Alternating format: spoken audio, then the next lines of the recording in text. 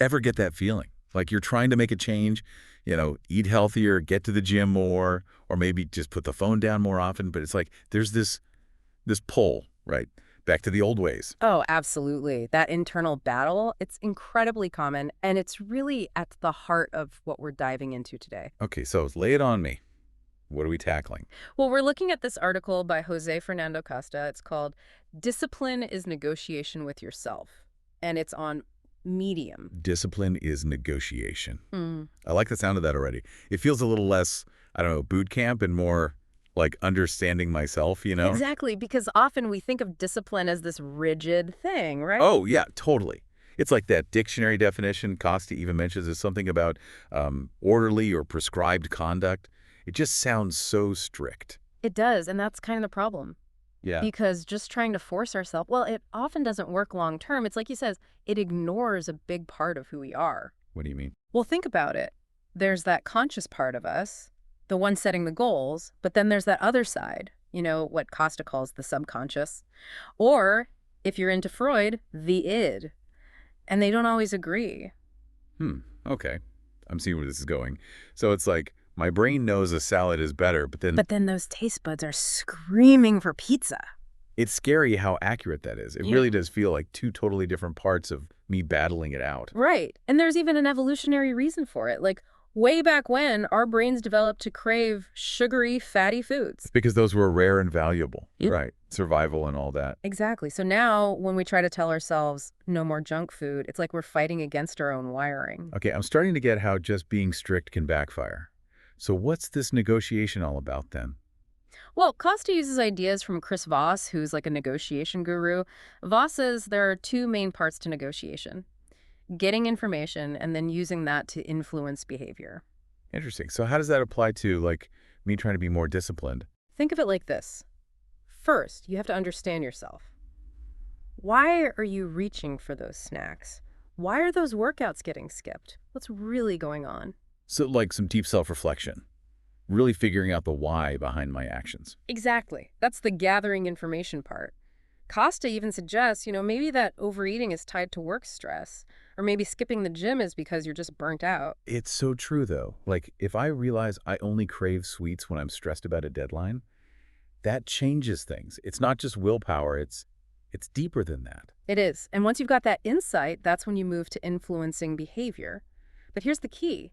It has to be genuine buy-in, not forcing yourself, but convincing yourself that the new behavior is actually good for you. Wow, I never thought of it like that. It's like I can't just order myself to like salads. I have to make the pizza-loving part of me think it's a good idea, too. You got it. And that's why he says discipline equals restriction. Whether it's food, time on our phones, or even negative thoughts, discipline is about saying no. And that no is so much harder when it feels forced on us. Costa uses this analogy of going from burgers to, like, only broccoli. It's just not sustainable. Right. That kind of sudden, harsh restriction, it feels like punishment almost. And our subconscious is like, nope, not doing that. Exactly. Hasn't agreed to this new deal, so it rebels. So we need to bring it on board. So in a way, it's like the subconscious is in charge a lot of the time. It reminds me of that thing where you're driving and you suddenly realize you're at your destination, but you don't even remember the drive. Oh, that's a perfect example.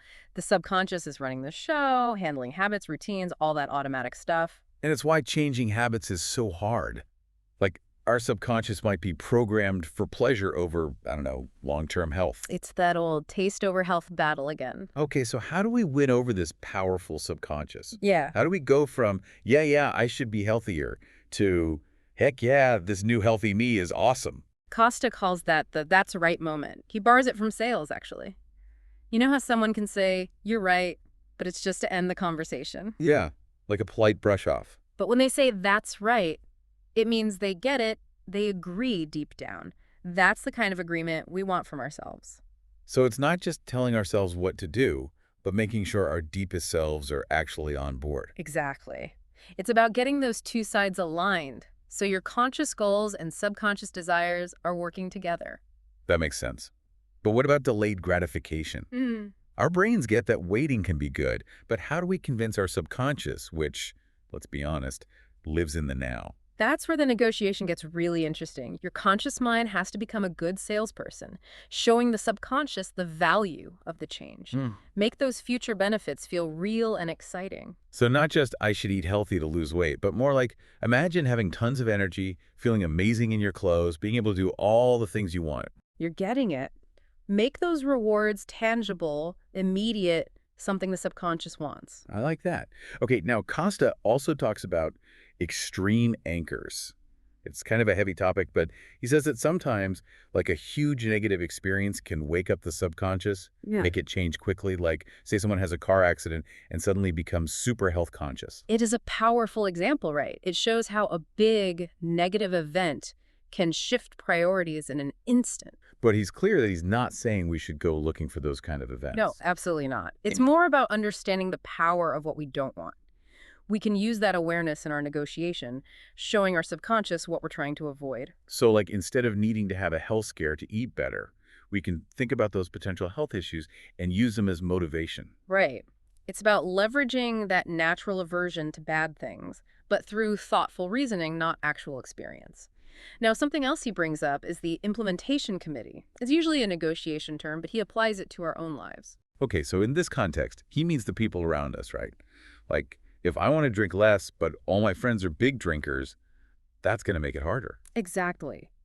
He uses this example of wanting to cut back on alcohol and how awkward it can feel when everyone else is drinking. Been there. It's so true, though. We can't just pretend our lives are separate from our goals. Right, so part of this internal negotiation is about how our changes fit into the real world. So maybe I need to plan for those situations, find ways to politely decline, or suggest other things to do that don't involve alcohol. That's a great example. Planning for those external challenges is key to making our discipline last.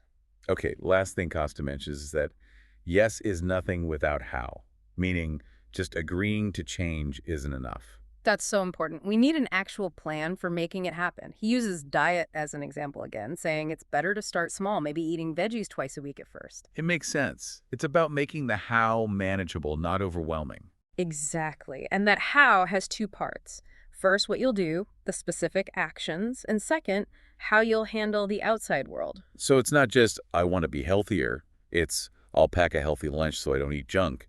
It's about actions and planning. You nailed it. Without that clear how, staying disciplined is really, really tough. Wow, this whole idea of negotiation with ourselves is so powerful. It really changes how I think about making those positive changes I want in my life. Me too. It takes away the blame and judgment and gives us a more compassionate, understanding, and ultimately a more effective way to work with ourselves. Thanks for breaking it all down with me. My pleasure. I always learn something new from these deep dives, and I hope our listeners do too. And for everyone listening, we'd love to hear your thoughts. Have you ever thought about discipline as a kind of internal negotiation before? Maybe this gives you a new perspective on how to approach those goals you've been working towards. Let us know in the comments, and until next time, keep those inner conversations going. You might be surprised at what you learn about yourself. And what you're capable of achieving when you get all parts of yourself working together. Exactly. So until next time, happy negotiating. See you then.